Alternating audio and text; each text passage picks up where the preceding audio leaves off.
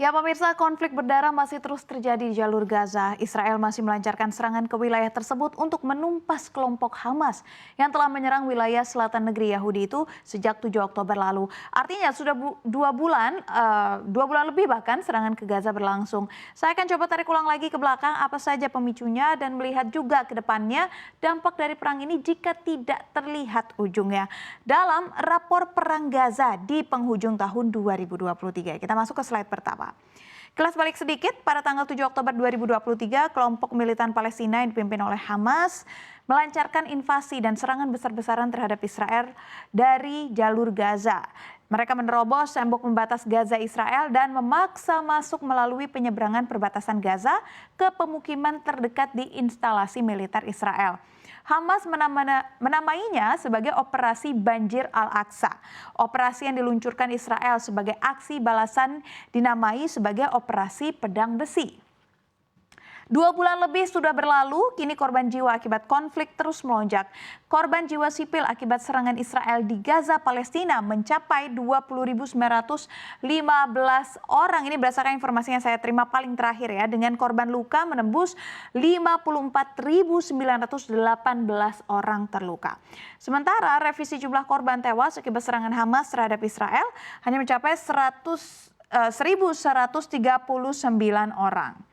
Tidak hanya rumah tinggal, rumah sakit, dan sekolah hingga fasilitas umum yang terdampak setiap rudal yang dijatuhkan di Gaza, tetapi hingga bangunan bersejarah keagamaan pun hancur rata dengan tanah. Terdapat 12 museum di Gaza yang memiliki sekitar 12.000 artefak yang dibangun dari upaya pribadi atas keinginan masyarakat Gaza untuk melestarikan warisan budayanya hancur akibat pengeboman. Akibatnya banyak aksi pencurian artefak dan tidak lama muncul di museum-museum yang berada di Israel.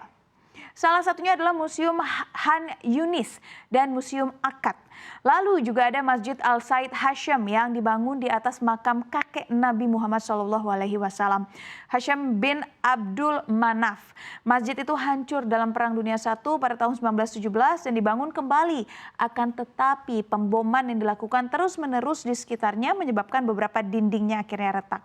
Selain itu juga ada Masjid Sheikh Zakaria di Daraj yang dibangun pada abad ke-11 Masehi, dan Masjid Agung Gaza atau yang dikenal sebagai Masjid Agung Omari adalah masjid terbesar dan tertua di jalur Gaza turut terdampak. Tidak hanya masjid pemirsa, Israel juga menyerang kompleks gereja tertua di Gaza. Gereja Ortodoks Yunani Saint Porphyrius atau gereja tersebut ya dimanfaatkan sebagai tempat pengungsian warga jalur Gaza, dan masih banyak lagi kerusakan lainnya yang diakibatkan oleh invasi dari Israel dan juga yang terjadi ke Gaza. Kita beralih ke slide berikutnya. Ada beberapa sektor yang terdampak di Indonesia akibat perang di Timur Tengah ini. Di antaranya adalah sektor perdagangan ya. Di Indonesia ini memiliki hubungan kerjasama dengan beberapa negara Timur Tengah seperti Arab Saudi, Uni Emirat Arab, dan juga Qatar.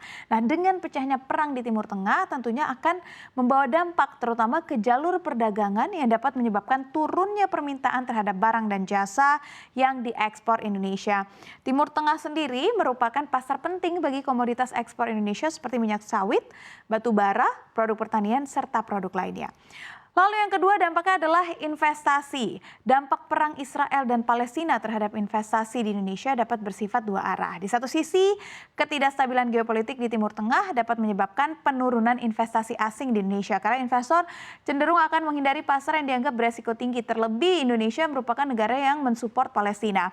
Meskipun satu sisi, ada yang melihat ini menjadi peluang bagi Indonesia sebagai negara yang aman dan juga bertumbuh sehingga tepat untuk berinvestasi. Lalu yang ketiga adalah dampak dari harga komoditas. Perang Israel dan Hamas dapat mempengaruhi harga komoditas di pasar global, terutama minyak mentah. Nah, Timur Tengah ini merupakan produsen minyak terbesar di dunia dan konflik di kawasan tersebut dapat menyebabkan gangguan pasokan dan menaikkan harga minyak mentah di pasar global. Indonesia sebagai pengimpor minyak mentah dapat terdampak oleh kenaikan harga minyak mentah tersebut yang akhirnya bisa berujung ke peningkatan inflasi. Nah, tapi kan itu beberapa dampak yang berpengaruh spesifik ke Indonesia. Ada nggak sih sebenarnya dampaknya ke Israel atau ke Gaza sendiri? Oh, ya tentu ada. Untuk Israel sendiri, perekonomian Israel sendiri sudah rugi sekitar 260 juta US dollar. atau setara ini adalah pengeluaran yang harus dikeluarkan setiap harinya ya demi membiayai perang. Defisit anggaran Israel semakin membengkak dan utang pun kian menumpuk. Akhirnya beberapa cara dilakukan. Salah satunya adalah Israel harus menghapus beberapa kementerian yang dianggap tidak diperlukan dan biaya anggaran kementerian tersebut dari 1 sampai dengan 1,5 miliar shekel Israel itu bisa diambil tujuannya untuk digunakan membantu menangani biaya penanganan perang. Sampai dengan November, akibat peperangan ini Israel menghabiskan biaya hingga 51 miliar dolar Amerika Serikat atau 791 triliun rupiah sejak dimulainya agresi pada 7 Oktober 2023. Itu adalah angka yang kami dapatkan sampai dengan November. Sekarang sudah Desember, artinya angkanya masih bisa bertambah. Israel bahkan mengemis dana pada Amerika Serikat hingga DPR Amerika Serikat yang dikuasai Partai Republik telah meloloskan rancangan undang-undang untuk memberikan bantuan sebesar 14,5 miliar dolar Amerika Serikat kepada Israel. Sebenarnya kalau dipikir-pikir, invasi yang tidak henti ini justru membuat rugi Israel sendiri. Membuat negaranya sendiri bangkrut dan harus mengemis sana-sini untuk alutsista hingga konsumsi tentara perangnya sendiri. Dan bagaimana kerugian yang dialami oleh Gaza?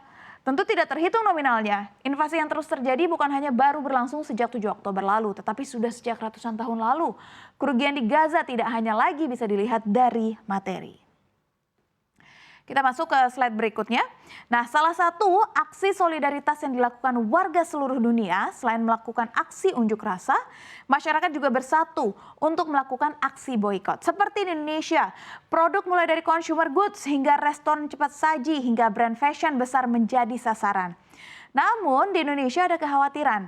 Jika boikot terus terjadi, maka akan meningkatkan PHK akibat pemboikotan ini.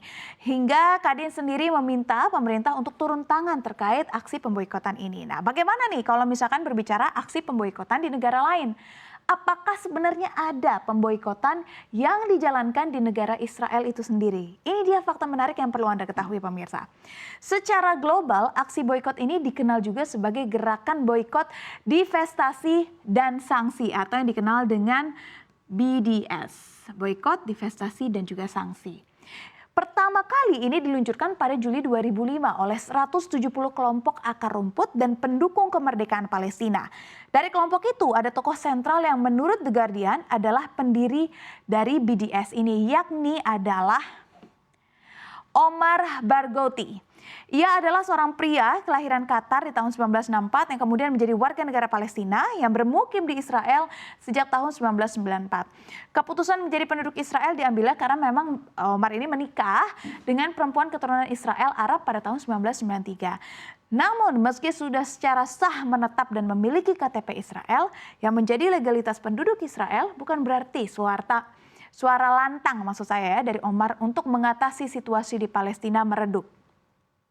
Sebagai aktivis utama dari BDS, Omar kerap bepergian ke luar negeri menyuarakan aksi ini. Banyak pihak yang kemudian mendukung langkah Omar. Dengan bantuan pemberitaan media, gerakan BDS lantas disukai oleh pihak yang mendukung kemerdekaan Palestina. Di banyak negara termasuk Indonesia sendiri sudah ada gerakan BDS lokal yang terafiliasi dengan BDS milik Omar ini ataupun BDS pusat. Meski begitu, pada sisi lain gerakan ini jelas membuat panas pemerintah Israel dong atau mereka yang pro dengan Israel. Hingga akhirnya pemerintah melakukan segala cara hingga menemukan satu cara yang membuat hidup Omar terancam, yakni pencabutan hak tinggal yang membuatnya terusir dari Israel. Tidak cuma itu, sejak 2016 Omar juga sudah diharuskan wajib lapor apabila ingin ke luar negeri. Bahkan di tahun 2019, Omar dilarang memasuki Amerika Serikat sejengkal pun oleh otoritas Paman Sam.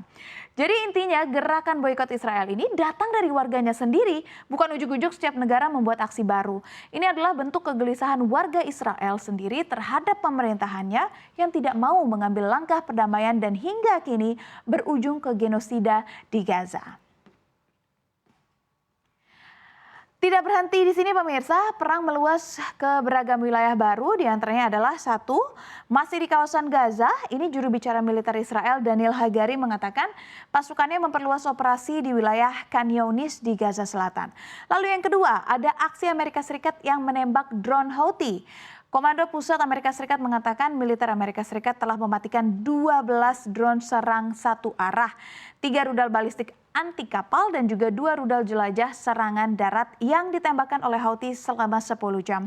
Serangan Houthi di Laut Merah sebelumnya telah membuat sejumlah pelayaran membatalkan layanan ke rute tersebut.